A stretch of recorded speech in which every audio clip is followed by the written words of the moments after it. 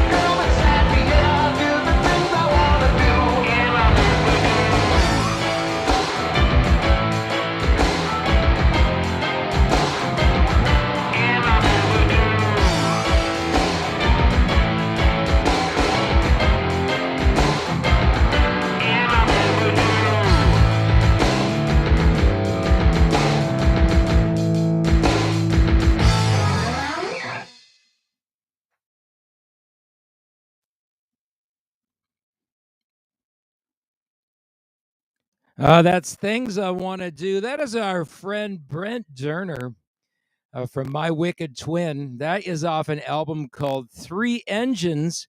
Check it out wherever music is sold. It's Three Engines. It's a brilliantly produced piece of work. It, I believe, was Brent's third solo studio album after he left Helix. So check that out. Things I Want to Do. That's all. Video is also produced by Brent Durner, who has a film company called Red D Film.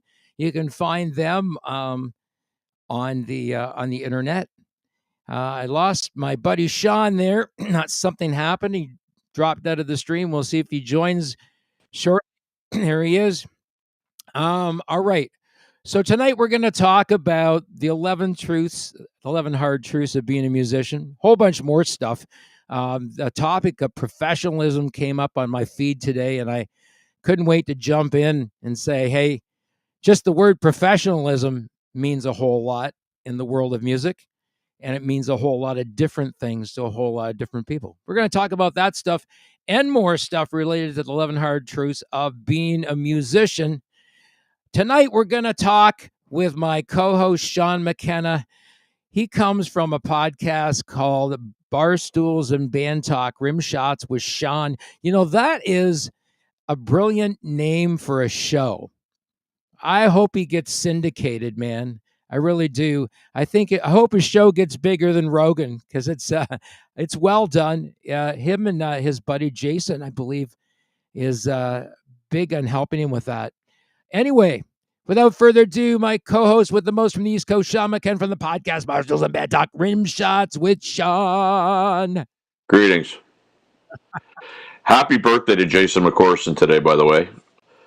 Jason McCorson, there's a guy with a lot of brains. Yeah, Jason is, well, so I should mention it's him and his bandmate / lifelong friend, Sean McCarty, Sean Hardy, McCarty. It's McCarty and Hardy. They have McCarty Media, and they're up to, I think, 7 or 8 videos for artists in addition to Barstools. Right. And they just got a creative flair like nobody, and it's exciting for me to see them do projects like that because when I first started working with Jason, it was pretty simple. I can't pay you, I don't have any money, and he's like, I just want to do it. And so I always said that my goal was to push them out there and help them get work, and that's what they're doing, so it's exciting. McCarty Media, I mean, I'm really glad that they're succeeding. I love to see small business succeed, especially in the world of what they're doing. Are they doing strictly music videos, or what are they doing? They did. There was a new restaurant that opened in their area. They did some branding for them, logos, online advertising. I mean, they don't. Music is their passion, and music is their first thing. But I mean, they'll look at anything. They're that talented, and I mean, they come from a place called Chester, Nova Scotia. For people that don't know, and it's about 45 minutes southwest of where I live, and Right. Wonderful little seaside town, and not a whole heck of a lot to do there on some days, but it's a beautiful place, and I tell you, they do their thing, and they just keep succeeding. It's fun to watch. Yeah, it's an interesting thing because we were watching that video. What'd you think of that video by Brent Durner? Oh, it's very cool. The drum part sounded like something I would do, actually. There's another. That's his brother Brian playing those drums. Yep. Brian Durner, who played a lot of tracks for Helix. Yeah, and I saw him play here with the Refugee years ago. Fantastic drummer. Mm-hmm. Yeah. Brent's got a really creative mind. He's got a company called Red D Film. I don't know how active he is doing videos, but I know he's done some really, really great videos for like everything from AC/DC tribute bands, like professional videos where he's gone in and filmed them at shows and then taken all that footage and put together promo videos for them. Very cool. Deanbo is here so far. Rick Schneider's here. Rick Schneider. My chat's not letting me say hi to you guys, but I can get what you're putting up there though. Deanbo says hello, greetings. Yeah. Rick Schneider says, hey you guys, thanks for joining us tonight. Get your friends to join us online because we want to grow this thing. Absolutely. I mean, if this live show could also get syndicated, wouldn't that be a cool thing for independent music? We could be the voice of independent music. The two minds that make sense, the two talking heads. You mentioned Joe Rogan, and it's funny because there's so many podcasts now, like so many podcasts. I was talking to a guy last night that does a podcast. They do it every Monday, and what they do is they review records that are old that were often overlooked, and they give their opinions on it, which I thought was a great idea. Then I had somebody post something on Barstools this week, and it was like I didn't realize what it was. It was an interview with a famous person, musician. But it was another podcaster that was doing the interview, so it was on my platform, and the guy's got 279 subscribers, and the video got about 81 views. So hey, I'm happy if I can do my part to promote anybody. Well, there's some good stuff that happens here on this show, and I don't think people know that we're actually making a bit of a mark here. We're starting to develop a niche audience of people who follow us on the podcast, and they watch it mostly on Facebook. That's where I'm getting the greatest analytics from right now. We're getting the biggest engagement from Facebook. And the cool thing about it is that when I look at the number, I always watch after the show and see how many people actually watch during the show. And then I look at it again in a week's time. Yeah. We're getting quadruple those numbers by the end of the week. Oh yeah. Just 1 second here. I might have a. Yeah, yeah. I just gotta make sure I'm plugging my computer. Looked like it was becoming unplugged. Uh-oh. Yeah, somebody poured something on my computer a couple of years ago, the dumbass, and so the battery kind of is frigged up. And you know exactly who you are if you're watching. Yeah, I mean, I don't know. Live things sometimes are hard to get people to tune in. It's just again attention span.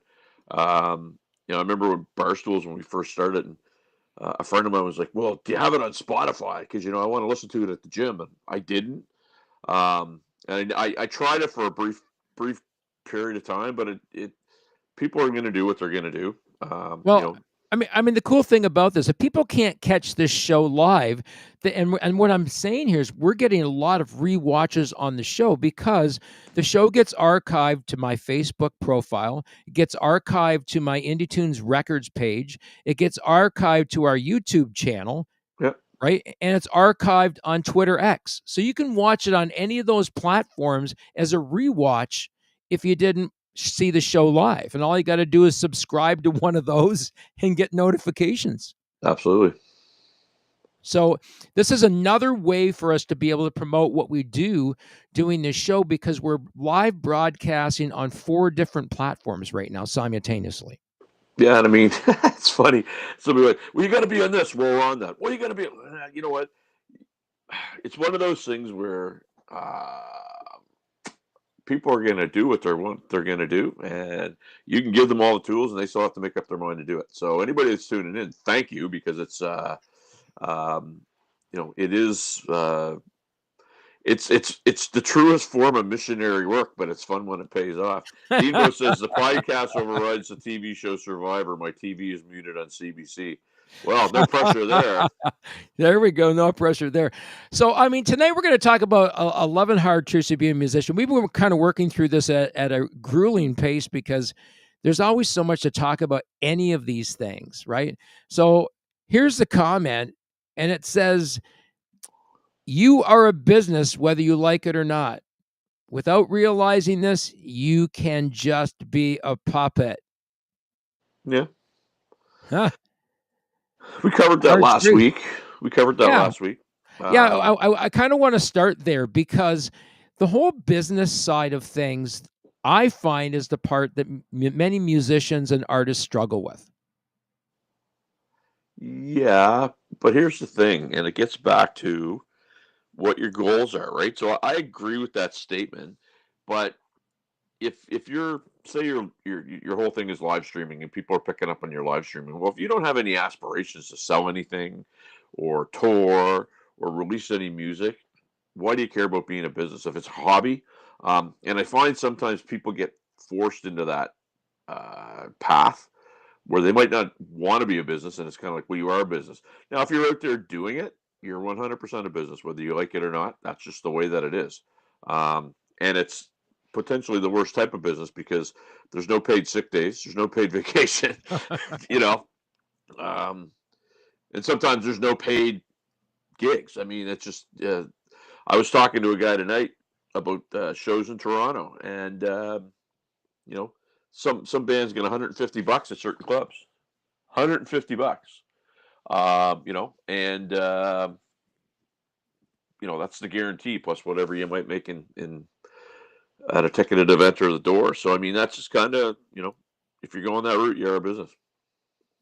Yeah, there's an interesting thing that when I think about the whole business aspect of music, part of that is publishing. And having gone through this arduous process during this past week publishing an album, it is a difficult process. It's very complex because you're working with copyright, you're working with a whole lot of really important things that are relative to the lifespan of music. I had a friend of mine who she put out a thing on Friday saying that I'm releasing my first single in 7 years. And so Michelle sent me a text and she said, do you? I'm trying to get onto Kim's page, and so anyway, turned out she used one of the companies that you use to load it, and nothing went on, and so she was trying to get a hold of the company, and she couldn't get anybody live. It was a bot, wasn't getting anything. So I just said, well, I actually dropped your name, but she said, I just got to do this quick. I said, well, maybe try Bandcamp or something. And Bandcamp helped her out, and she got her, but it didn't get loaded until Tuesday. And so that's legit. I mean, it's hard to be a do-it-yourself artist, and sure there are tools, but I mean, you still have to know how to use them. You still have to find the time to use them. There's a And lot of I's to be dotted and T's to be crossed that a lot of people don't understand when it comes to publishing music. And those are the things where, someone like me shines, because I understand all of the requirements in order to publish music and collect all the royalties related to that music, so that people's royalties don't end up in unclaimed royalties, what they call the black box royalties. mm-hmm, for sure. That is always the goal. But bigger than that is trying to get people sync licensing deals. Absolutely. That's a golden goose. Yeah, sync licensing deals is where the money is at with your digital work. If you really want to make money, it's trying to find sync licensing opportunities. So we're always looking for sync licensing opportunities for our artists, but it's hard to get you signed up for sync licensing unless you license your music to be used in that manner. No question. So that's again where we come in. We make sure that all that licensing is in place so that you have those opportunities. Dean Hages is on here. Dean's got some experience. This guy's been around a long time. He makes this comment: Canada has the worst copyright in modern history. CIPO takes no audio sample nor a title. Okay. There are some difficulties with copyright in Canada. There's no doubt about it, but there's different difficulties with copyright everywhere. It's law. It's interpreted by the law, and you go to an entertainment lawyer, and each one will give you a different interpretation of that.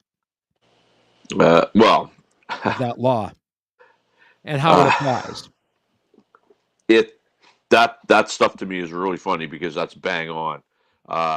My interpretation of something might be different, so who gets to decide? Well, a judge. Okay. And what law is he listening to? Whatever the best argument is. That's all it is. So yeah, it's I don't know, it's bizarre. That's why when you get into these things, the best, who's the best drummer, the best guitar player, the best band. Well, there's no judge that sits in the clouds. It's opinion, right? Subjective, isn't it? It's so highly subjective. So if you want to use all-time sales, does that make them the best? Well, no, it makes them the all-time best seller. But then there's other people that they have this thing where, oh well, if you're a studied musician or a school musician, that makes you the best. And I don't know, Eddie Van Halen would probably throw a wrench into those plans. You know what I mean? So it's I don't know why people get so hung up on that stuff. It's a little off topic, but it's just I don't know. It's just it's kind of a silly thing to me. Well, and comparisons are never fair either. And that there was a post that I made a while back about comparisons being used between guitar players who can play completely different genres of music, have two different musical backgrounds when it comes to their playing. There's just so many variables that are in there, right? Yeah. How do you compare two people that are so vastly different? Pick apples and apples and oranges, but don't try to compare an apple with an orange. It's never going to be an apple. Well, but it's perspective and it's opinion. I get into this argument all the time with people. You're like Kiss sucks, Steely Dan. It's like, okay, just hold on, pump the brakes. Yes, Steely Dan, great musicians. Yep. They had great session players. Yep. However, if I want to watch paint dry, I will watch Steely Dan. I want to see stuff blown up. And so to me, it's an opinion thing. Does my opinion mean that I'm right? No, it's just my opinion. Right. So here's a perfect example of this. So I posed that question on this week's reel. Did you watch this week's reel at all? Did you see what I said about the band? Possibly. I don't. Right. So much So going on. so this band was formed in 1959. That was the year I was born. Yeah. Right. The band became a band in 1959, but they really never became known until the late 60s. Okay. Right. And then in 69 to 71, this band had a hit of singles, 14 hit singles within that 2-year time span, and 5 top 10 albums. And which band was this? Which band do you think it was? I have no idea. Creedence Clearwater Revival. Oh, yeah. I mean, and one of the most successful bands of its era ever. They outsold the Beatles. Yeah. Creedence to me has always been one of those book bash type bands, right? You would never sit there and say they're all Juilliard trained musicians, but man, they had soul, they had heart. They wrote great songs, and they're one of those bands that I don't care who you are, they're almost impossible to copy precisely the way they played the song. It's just their vibe. It's really hard to do. They played the Royal Albert Hall in London in 1969, right? Where only a few artists ever graced, right, and were able to play at the Royal Albert Hall. They packed out the Royal Albert Hall, and they had a huge UK following.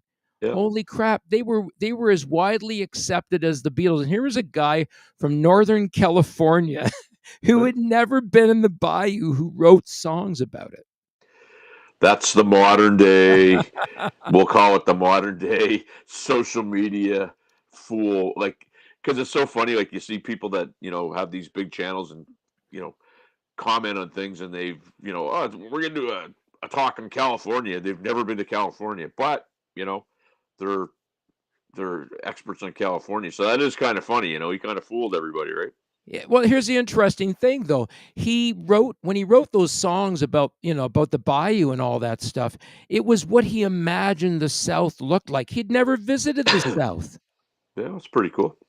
And so he wrote those songs based on his vision of the South without ever having seen it. And he really did capture it in the music. Yep. Yep. I mean, like Born on a Bayou.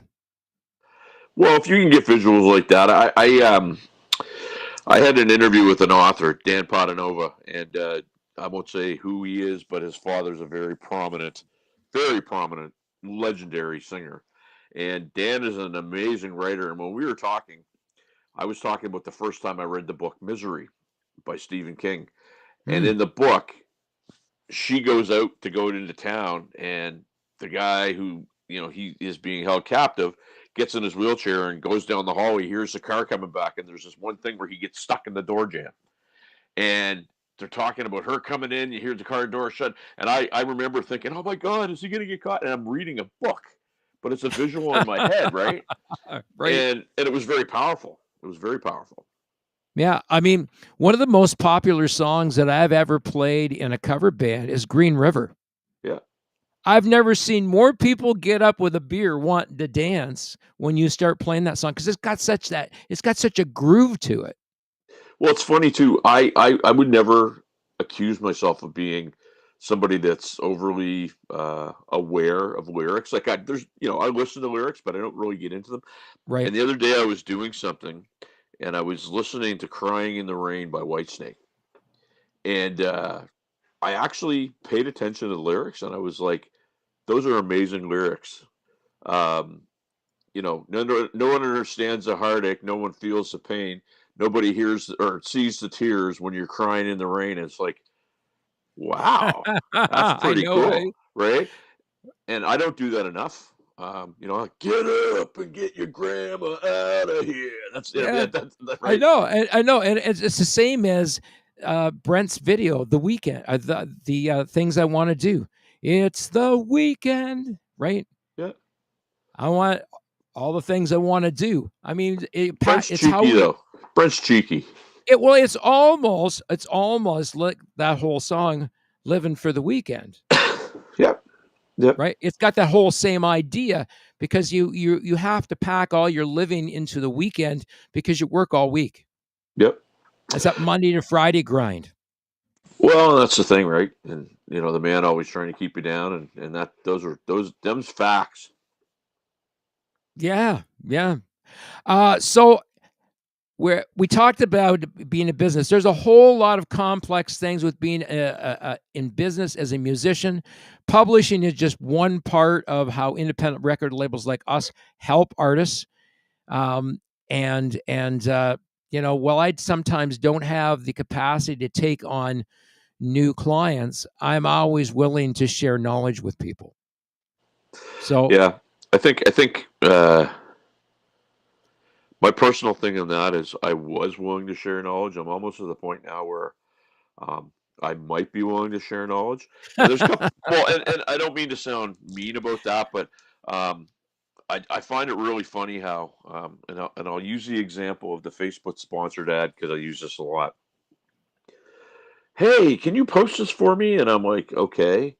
Uh, and then they go and they take a sponsored ad, and after me telling them, and I can actually target what they're trying to do to a specific audience. And one guy, it was really funny. I went back. I said, "You took a sponsored ad, yeah?" Well, my buddy in Comox, British Columbia, asked me what your event was. Well, what do you mean? I said, "Well, it's being shown in Comox, British Columbia. I don't think you're going to get much of an audience in Fall River, Nova Scotia for that." Um, and so I'm becoming less and less open about sharing information just because I find people just don't put a value on it. I don't know if it's just so because so they you don't put a value on me sharing it, but am am I being the musician that undercuts the other musician then? Am I who am I being too free with my information? these are choices, man. Straight up. I mean, I would look at it this way: if you give somebody um, info and they don't at the very least say, "Do you want something for it?" Even if you say no, but then they go and they pay somebody else, then I think the answer is yes. That's just my opinion.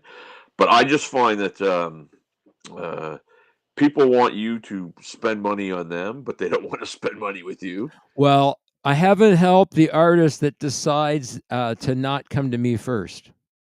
Yeah, That's on our label. you which what?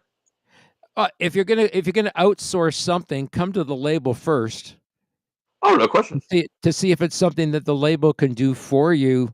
Because if you're going to pay somebody else, why wouldn't you pay the person you already have a working relationship with?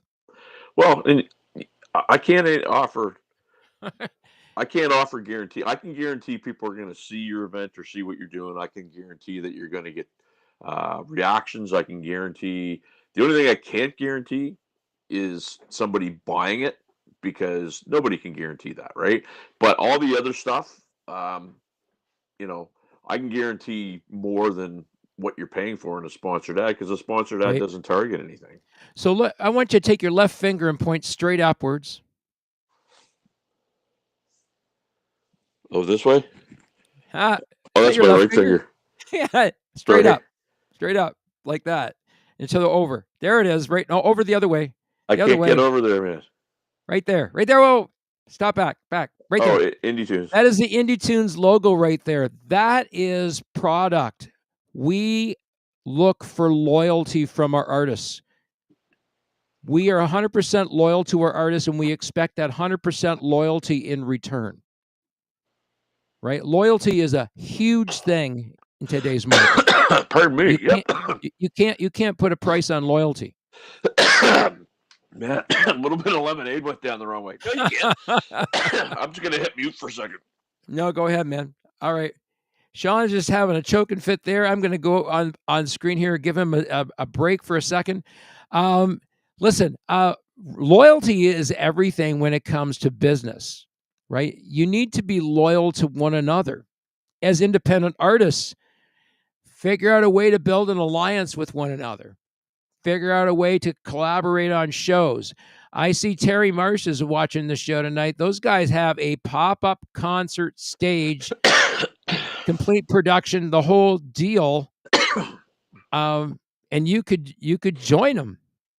And you could do You could do a live show with them. They have a live production stage. There's another business that spun off another business here. Tell them Kenny sent you. Tell them Sean sent you too. Well, I mean, here's the thing, and I think I talked about this last week. Um, I did an exercise with somebody, pardon me, where you had to come up with 100 ways to make money, and don't discriminate, don't prejudge, just write down 100 ways you can make money. And basically, the exercise was, if you're playing music and you got to make money, refer to one of those 100 things. And it's really funny how I showed somebody, well, I wouldn't do that. I wouldn't do that. Well, okay. But the point of the exercise wasn't to say what you do and what you wouldn't do. The point of the exercise was to identify what skills you have that you could use. And, that gets down to what I seem to talk to people about repeatedly, and it's goals. And I mean, I'm just as bad as anybody on it, but people just don't have goals. That's true. You said that today in a post. You said something about goals are something that should be revisited periodically. Well, it's a any success book will tell you about goals, and the thing is that um, people, I think, they don't hit goals and they think it's a failure. But you know, one of the best stories in business ever is Ray Kroc, or Colonel Sanders for that matter. I think Colonel Sanders, I think, was 65 years old when KFC finally came out.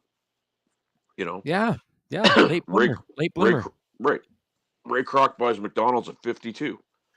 Um, so they were highly driven individuals that always had goals and always revisited them. And it sounds really cheesy. Again, I'm not a coach or anything like that on this because I'm just as guilty as anybody else about not doing it. But if you don't know what you want to do, how can you try if you don't know what you're shooting for, right?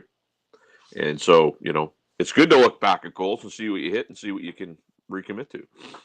Well, I mean, you mentioned at the top of the show what we're doing here is a form of missionary work. We're out there preaching to the masses, trying to get people to be interested in what's happening in the world of independent music, and we're not talking about just independent music in terms of people that do original music. There's a lot of artists that make a living off playing in cover bands. Yeah, and I mean it's funny because a friend of mine had a post today, and it was basically nobody's been knocked down more than me and got back up. And I didn't say anything, but it's like, you know what? I bet you I have, and I haven't been knocked down or getting back up as much as a whole host of other people. And it's one of those things where, um, you know, it's the compare game, but you got to watch what you say because if you're knocked down 5 times and got back up 5 times, well, how's that going to look to the guy that's been knocked down 100? You know what I mean? So It's interesting. I mean, I feel like we're in good company because you and I started this conversation earlier. It'd be interesting to compare some notes about what's happening on three sides of the coin because they're covering some of this same stuff too. well, they covered this topic this week. Yeah, Um, and those guys, I like those guys are great. They, they'll tackle Kiss and they'll tackle other things, but you know, uh, they're always it's more than entertainment.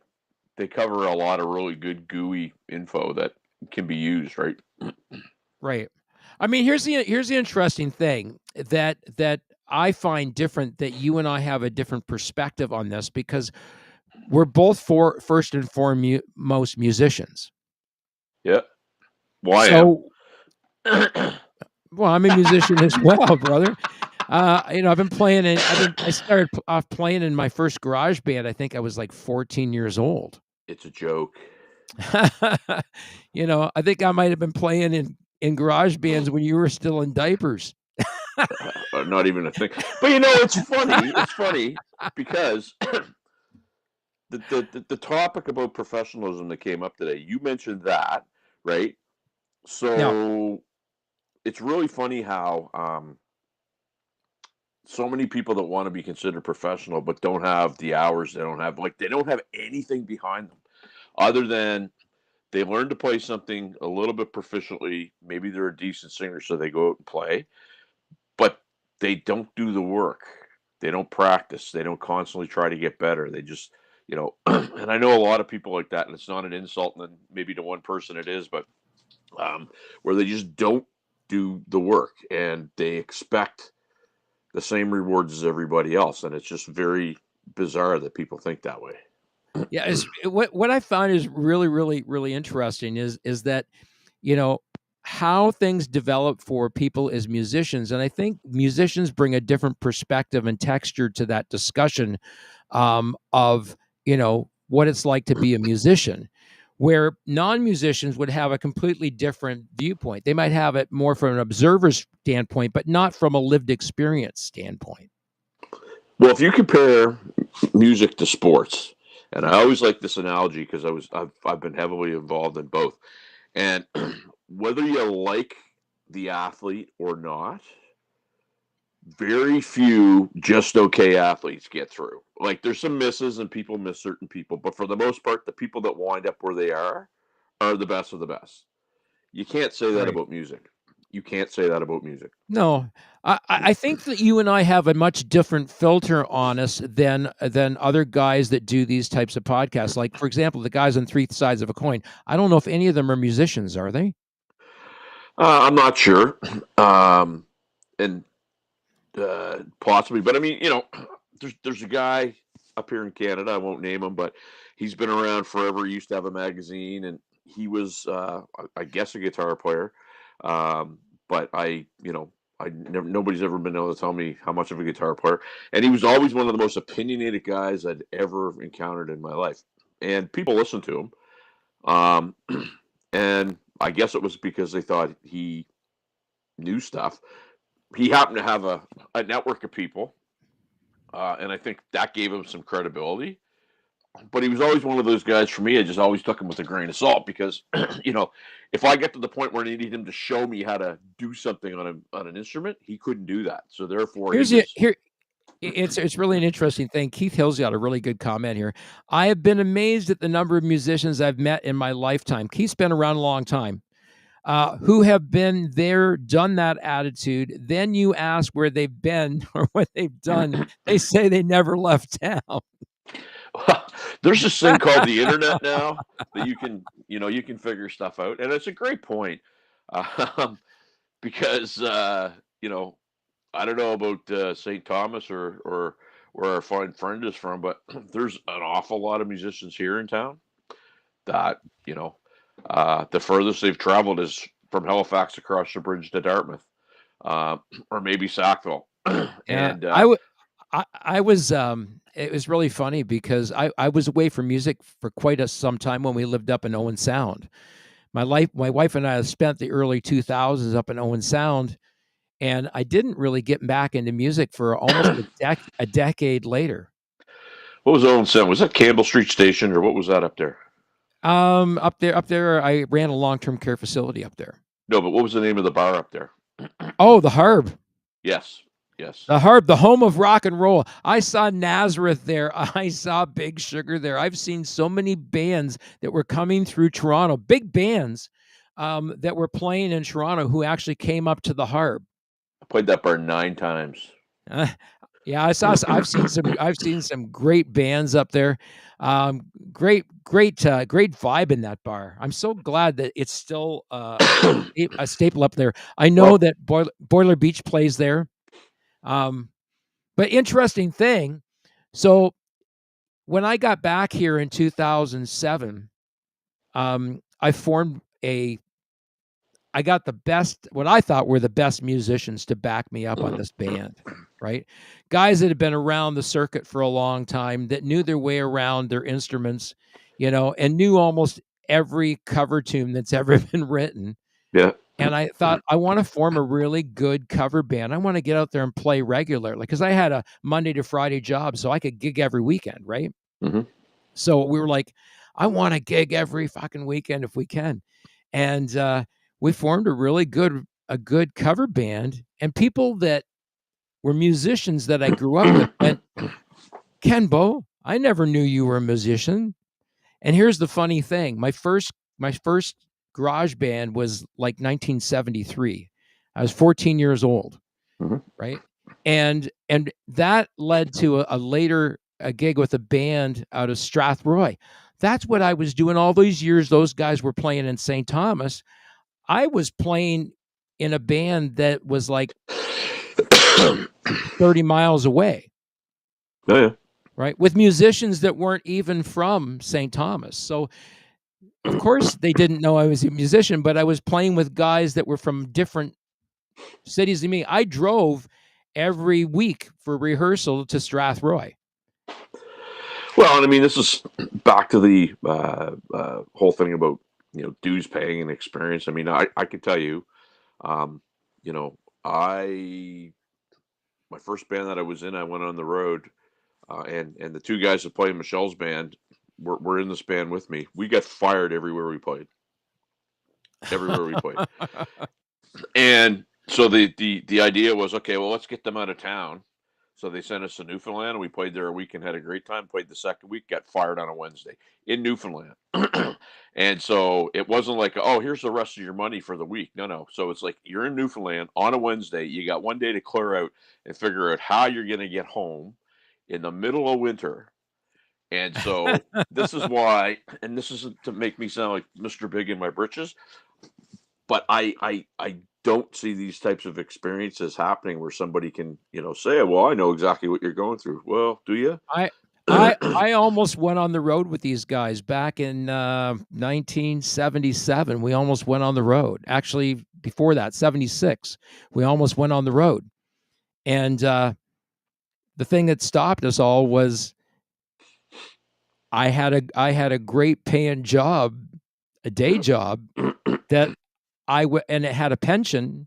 I was nervous about giving that up. Yeah, everybody has their thing, right? Well, But for me, it was a bird in the hand. I knew what I had.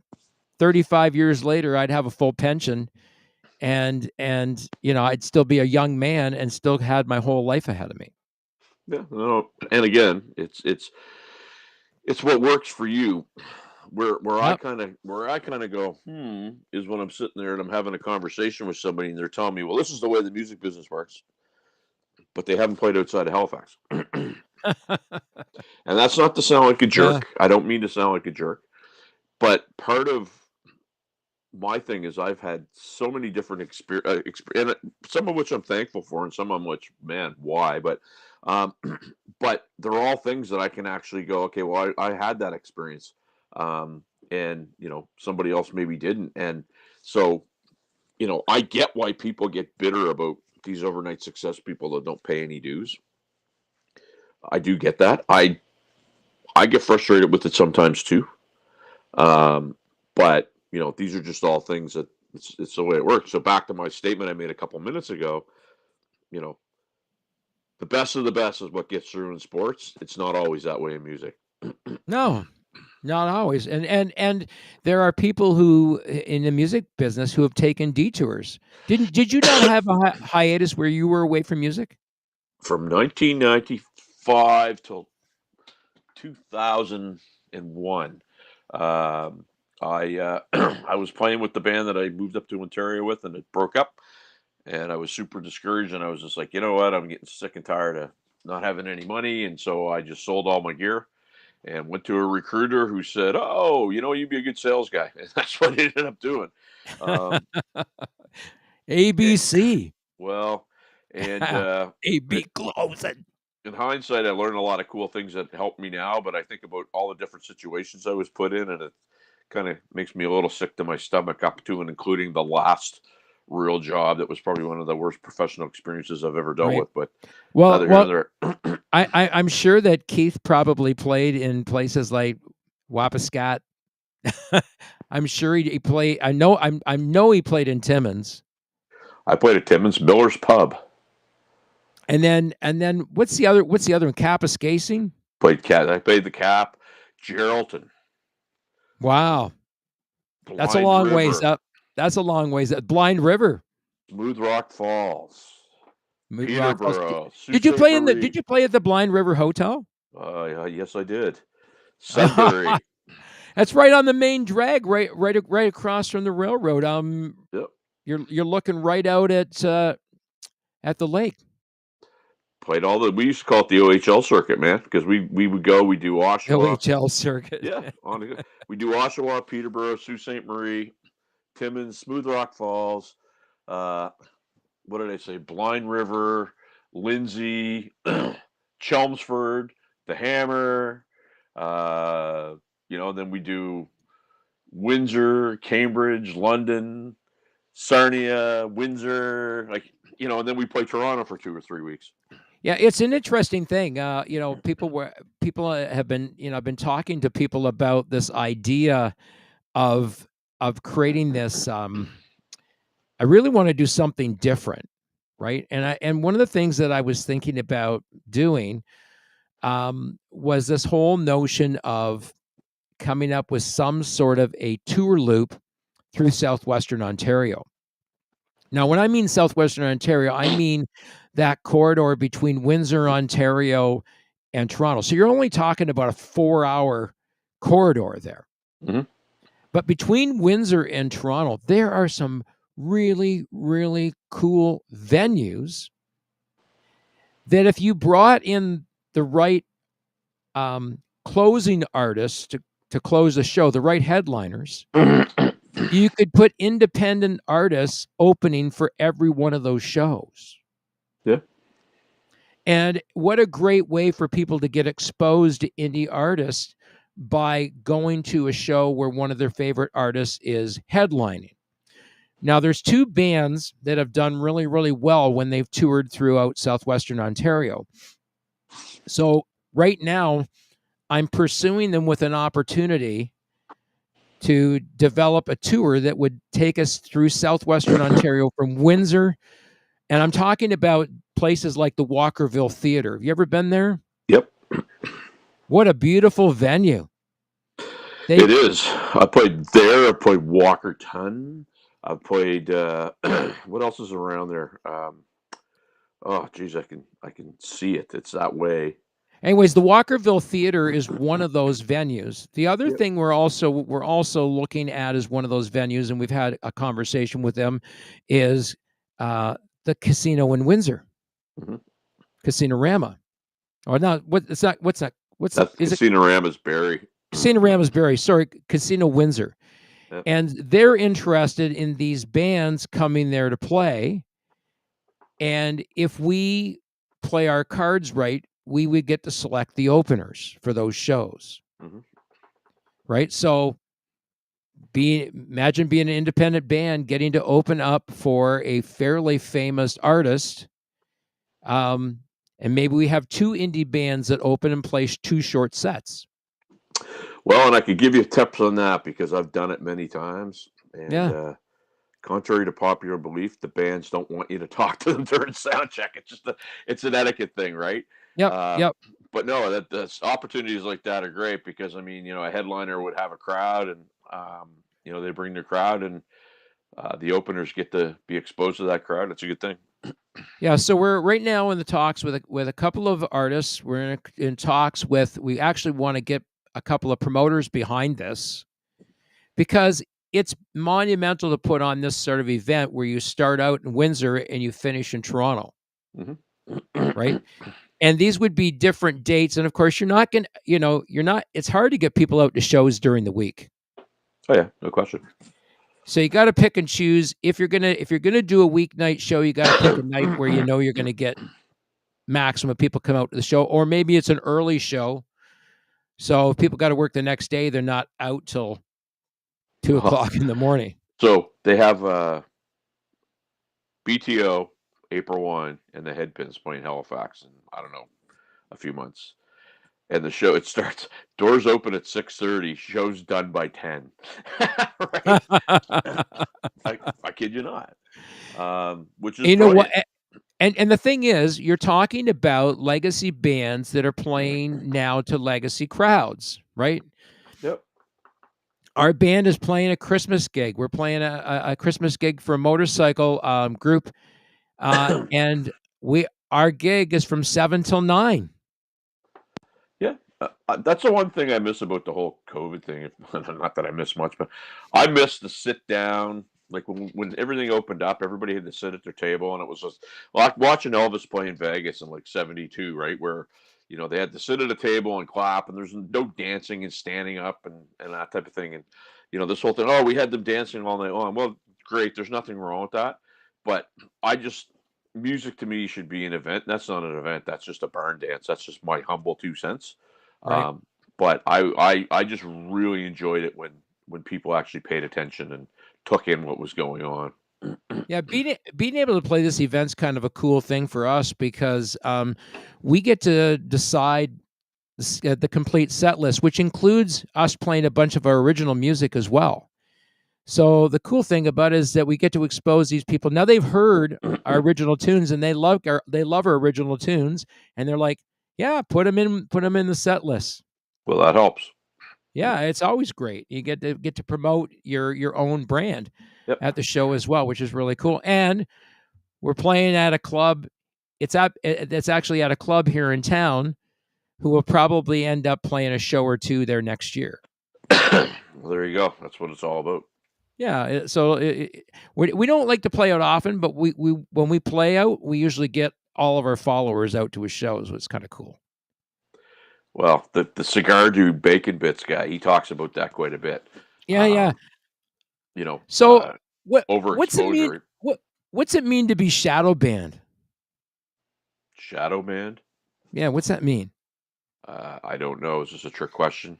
No, I want to know because that's one of the hard truths. The fifth hard truth of being a musician is you are probably, in brackets, not shadow banned. Okay, let me just look this up. I'm looking it up too. What the hell is it? Oh God,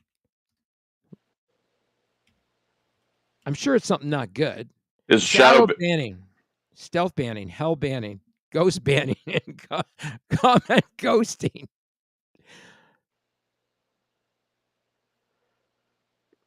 It's a subtle form of content suppression where your posts become less visible or hidden from others without your knowledge. Okay, that's easy enough. So that's the person saying, "Oh, those Facebook algorithms are screwing with my post." Well, I hate to be I hate to be the guy that the whole algorithm thing, right? Like, so please hit a like in this because it'll trigger the algorithm. I talked to a guy who he's got almost 2 million streams on Spotify. He's a guy that basically got to start writing music for video games and just decided to put his own material out. And he gave me a handful of tips for tricking the algorithms. And the idea is the algorithm will pick up on it, but you're constantly. So basically, it's 7 or 8 things that you're constantly doing to trick the because basically you're rope-a-doping, right? Right. And so, and his theory is what everybody else does is they follow the algorithm or they try to get around it or play into it or whatever. And he goes, no. And so what happens is everybody gets caught in this, terminology, algorithm, and so they may or may not have success, but they're just really doing what everybody else is doing. I mean, there's a few ways to get organic growth. One of those ways right now, and I don't tell people enough of this. You're watching the show right now on Facebook. Share the show with your friends. Okay? Share it out to a friend's profile or share it out somewhere. If you belong to a group, share it on a group that you belong to. This is the quickest way of getting organic growth. While we're live, you can share the link to this show to any of your friends on Facebook. If you're on YouTube, you can share it with any of your followers on YouTube. If you're on X, you can share it with your followers on X or on Twitch. So please, if you're watching the show, share it. Share it on your profile because then it'll show up on your profile and people can watch it off your profile too. It's another great way to do it. I always pin the show every week to my profile, and that's the first thing people see when they browse by my profile every day. And it's interesting because I think I'm over 6,000 followers now, and I don't see that level of engagement from the 6,000 people that follow me. Well, back to what I've been saying forever that I've heard, not anything I've made up. you probably don't have 6,000 followers. You get 6,000 people that hit like or, you know, friend at you. Um, but It's you know, hard to know because you don't know what level of engagement each person gives you, and you don't really get that in the analytics either. So it's really hard. uh, not true. Or if your personal page, you're 100% correct. If you have a page that's set up, so Barstools and Bantalk, I can Oh, see everybody who's top it's engaged. different with a business page. I'm talking about a personal profile like this. Yeah, but it's again, it's not set up to do that, right? What they're trying to do is they're trying to basically have you be a friend collector so they can push information out to for on their behalf, not yours. It's just an unfortunate reality. Well, and the other thing is too. I mean, when you're putting up videos on Facebook now too, they love to be able to put commercials on it. They're selling commercials on people's videos that are trending on Facebook now, Oh yeah, yeah. and it's just another revenue opportunity for them. I mean, it's a great place Well, for you to dump your content, but it's a revenue generator for them on the ad revenue. it is. And it's I had a funny thing where I don't know, I had 6,000, 8,000. No, it was probably six, and I got almost hacked, so I froze the account, and I had to start from scratch. And I'm now at where am I? I'm at 2,000. So I'm down about 4,000 from where I was this time last year. Right. But I will wager to bet of the 2,000 that I have, I'd say 85% of those are very, very highly engaged. And I know this because most of them show up on Barstools and Bantalk. Most of them show up on some of the other pages that I am the administrator on. So my point is big deal. I had 6,000. They weren't really doing a whole heck of a lot, but this new group is. Yeah. And that's another thing I can't stress enough to musicians is that you really have to be active on your social media and put things up on your page, because your page is a place you can look at the analytics and see what level of engagement you're getting from people that follow you. And engaged followers, there's a huge correlation between engaged followers and people who listen to your music. Yep, no question. And if you get into the whole science of it, there's certain times of the day that are better than other times to catch people. So figure out what those are. There's certain times of the day that are better to promote stuff than other things. Um, and there's no time of the day you're going to get rid of or get around somebody posting what they're eating.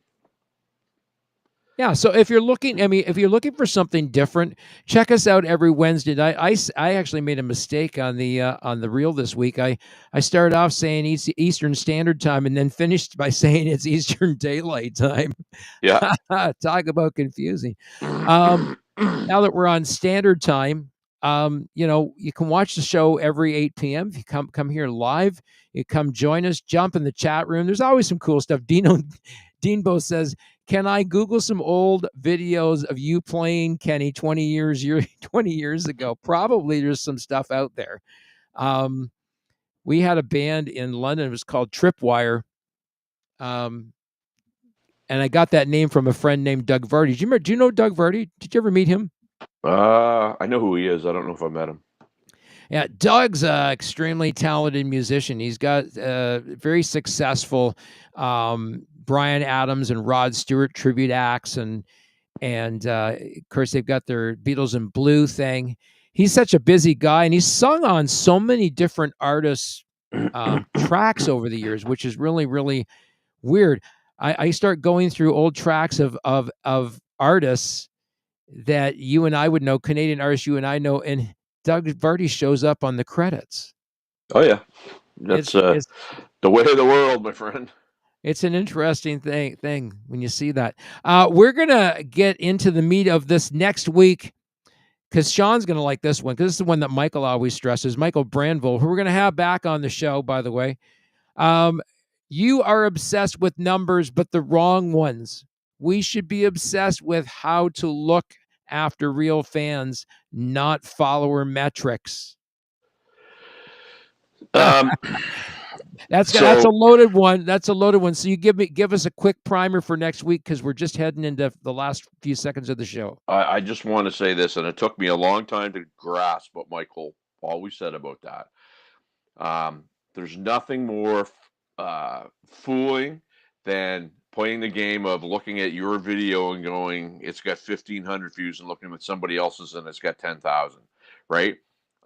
Because everybody that doesn't know thinks the 10,000 is super successful. But a couple of things to think about. You only need about 35 seconds to get a view. That's one thing. Um, you also, there's other ways that they can come across. I've actually done some PR for a couple bands that, their video's out 20 minutes and it's got 30,000 views. So real, organic, Yeah, hardworking numbers are what mean something. it's got to make you wonder whether some of that is really organic. We're going to get into that next week. We'll talk about that and so much more next week, and how people are getting duped by all of these ads to get their music streamed uh, by bot farms on Spotify and all these other ingenious schemes that people do to inflate their music. That really doesn't have a payback. We're going to get into that and so much more next week. Well, Sean, it's been a great time talking to you. Always is. Thanks, everybody, for joining us. This has been the Indie Show. I am Kenny. You're not. Have a great end of your week, everybody.